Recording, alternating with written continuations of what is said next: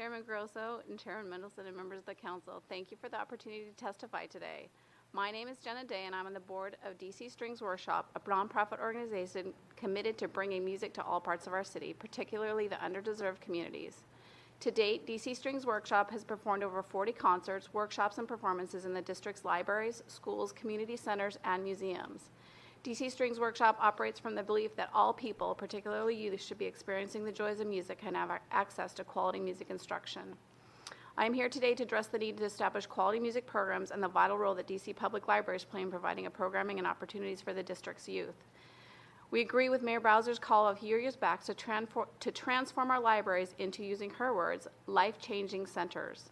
For some district children, libraries are the only safe place they have access to. Through the summer reading program and the Books from Birth, we know you are spreading joy and love and literature to children and families from underdeserved communities, and we greatly appreciate the efforts of so many to make this possible.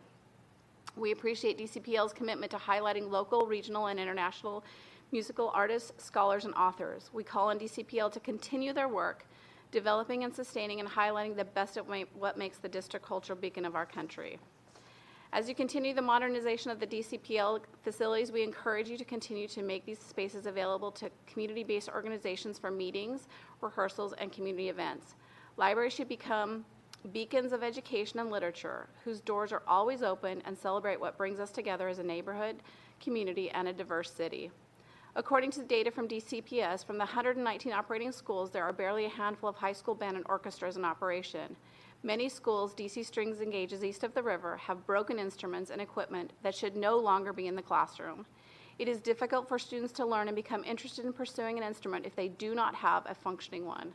Just as you cannot send a child into a calculus class with a calculator that does not have the right function keys, or onto the basketball court with faulty shoes or improper protective equipment, you cannot expect students to be able to properly learn on an inferior instrument or one that does not respond to the student due to neglect or defect.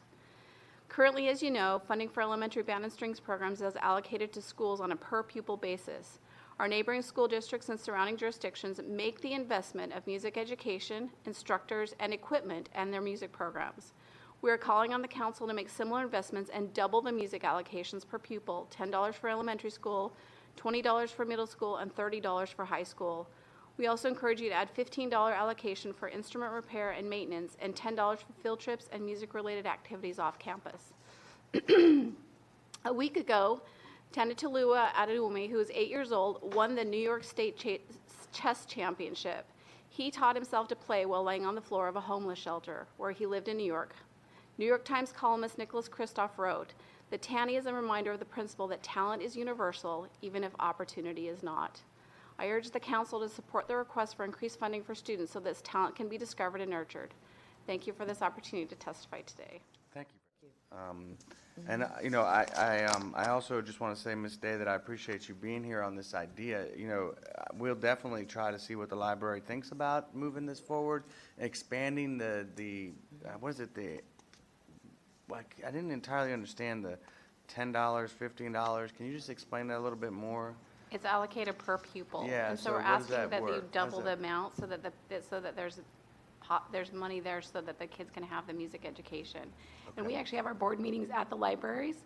We actually utilize the libraries for our rehearsals and our board meetings. We try and utilize those libraries as much as possible, which is one of the reasons that we're here today. Okay, great. Well, thank you very much for being here.